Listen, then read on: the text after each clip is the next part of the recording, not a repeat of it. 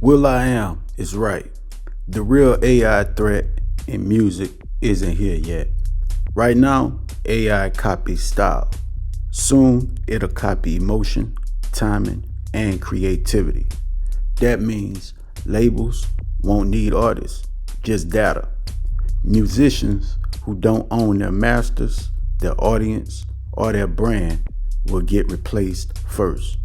In the future, talent isn't enough. Ownership is everything. Let's check out this clip. If you're joining us right now, is creator, musician, and now a professor at Arizona State. will.i.am is here. It is great to have you on the broadcast. It's always good to be here. And you've been sort of on the edge of the envelope when it comes to technology, but AI is really here, and it's affecting music in all sorts of interesting ways, from the bad stuff like AI slop, but then there's also all sorts of new artists that are emerging and older artists who are using AI on top of it. And I'm so curious where you really think this all heads and how happy or unhappy you are about it. It's a mixed bag, right? I love technology. AI slop. This is the worst it's ever going to be. Right now. Well, it's technology, so technology will continue to get better and better. And it's math. So right. We're going to move from prompting to promptless systems.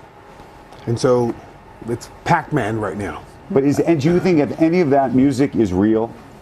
I mean, did you say that like that you're going to give credit to an artist for creating music this way? Do you know what I mean? Like imagine it's 1970 and we're talking about jazz here.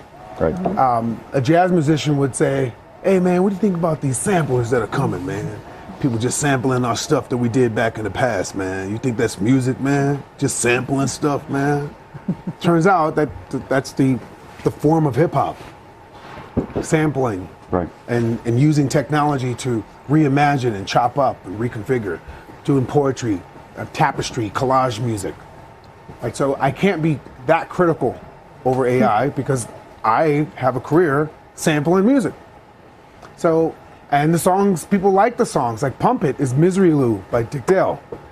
And I reimagined that and but you are a human who took creativity and added to it. If it's a machine that's doing it, are they just stealing it, lifting it? Well, that's all. You got to be careful with that too, because there's a lot of Shakespearean plays that have been reimagined, and somebody used that as reference points to create films. Whether it's the hero of a thousand faces, we've taken and borrowed and created. But at the core of AI music is some developer, and that's their art. So you can't discredit their art for creating that algorithm to create. Right. Yes, they did borrow from music.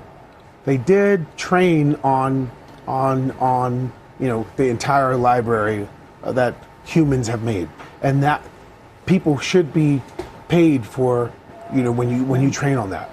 And then we're going to get to a point 20 years from now where it would have evolved, and it's not about training on yesterday's music.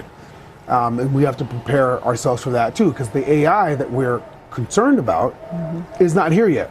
Right. And that is the AI that's creating just on its own. How hard do you think it is to create today the next superstar? Meaning, in such a fragmented world, where you go to like Pop Rising on Spotify, those songs are like, off of TikTok basically from some smaller influencers that are now in the music business that might have never even been in the music business in the past. And so you have so many people. Can you create a summer hit anymore?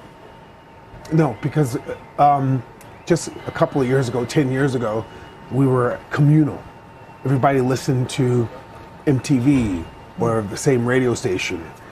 Everything is now fragmented, and you're lucky if in this fragmented world, everyone is like magnetically drawn to something that's trending, but that trend's short-lived. It isn't like the full summer or the whole year like it used to be. There's an onslaught of like attention bombardment. where what used to be sustained over, like I said, a summer or a full year. So do you think you could start a career right now and be who you are? Well, yes, you could start a career. Is it going to, like, my career wasn't the same as Lionel Richie's career.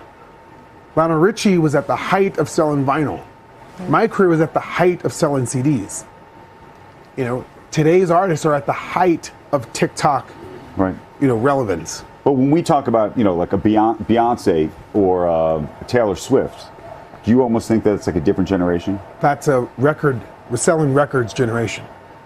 Taylor Swift sold MP3s. Now, we are now in a world where DSPs have devalued the worth of music. Like, music is not worth the way it was when Lionel Richie got rich. Right. You know, when Sammy Davis Jr. was, you know, Candyman. Does that mean it's all live now? I mean, that's the other piece. We're going to get to a point where live is the place to be. You can't trust the screen in a couple of years. It's going to be indistinguishable between human music and AI music, or organic oranges or oranges, whatever oranges are, if that's organic orange. Right. We're going to have to be able to say this is human music, this is AI music. You have to be able to. But you remember there was a whole lip sync. You know, I remember Milli Vanilli, and back in the day, people would talk about a live thing, and then people would be lip syncing, and everyone said, "Oh, you get, you know, live. Even live is changing." But now everybody's Milli Vanilli. So how about that? So now everybody's singing on top of some vocal. Everybody has some backing track and not really performing on the Grammys. But it's going to get to a point where you truly have to improv. You truly have to, you know, perform. Right. Theater is going to be like, did you see that play? Did you go see that? At least that's my hopes. As much as I love technology, we're going to get to a human-made. Right. That's the value. We're going to, you know what I mean? Now that you're a professor, what are you teaching these kids? We're teaching these kids to build their own agent, because we're now like sharing the same village agent, the same village AI. What does that mean? So, I love OpenAI, great company, great product, ChatGPT. I love Gemini, Google's rocking it, and that's those type of services are always going to be needed, but you need your own agent. And for you to have your own agent, you need a GPU at the house. You have a house? You have a refrigerator? Yeah. You have a toilet? Yep. You have a sink? Yep. You have a stove? Do you have a data center at your house? I do not. No. Thank you. Right. Why don't you have a data center at your house? Because you and the concept of us having our own personal agent, that's not the product yet. So what we're teaching at at ASU, at my course, Agentic Self, with our collaboration called Edufy, are students to build their own agent. Thank you, NVIDIA. Thank you, Jensen, for providing GPUs for our students to marry and mint their agent that they built onto their own personal GPU.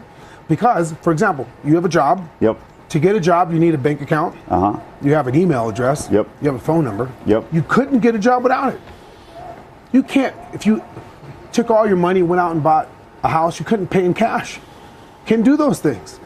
In the next couple of moments, you're going to need an agent to have a job. Especially when you're seeing, I know you reported a couple of weeks ago, how many jobs have been replaced with agents. So they're replacing humans with agents, and those agents don't even have a lived experience or certificate or diploma. So thank you, President Crow, for providing certificates for all of our students, taking the Agentic Self course, so that when they graduate, they also have a certificate for their agent as well. How many students are in this class? 100 plus students starting off. I would say that there's got to be huge lines, people trying to get into it. Yeah, so it was 100. We capped at 100. Now we got 100 plus. Really awesome. And I'm so excited because I'm seeing like the next 15, 20 years of my life. I get the same joy writing a song to programming my course. Programming like how to get the students engaged, motivated, you know? Okay, so I got a crazy question for you. There's an IP question about who you are. Yeah. So there is so much, I mean, you've created all sorts of music. You've also created all sorts of other content.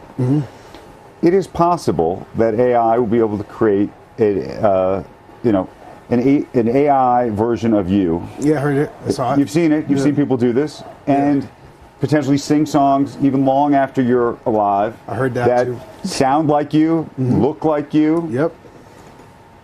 Is that a good thing for you, that you could live forever, and that you could even be teaching this? Forget about even singing. You could be teaching this class even when you're not teaching this class. The reason why it's a bad thing, or yourself. By the way, I've seen you like tell the news. Yeah. You know, sit here. There's going to be an Asian version of you. Yeah, there may be.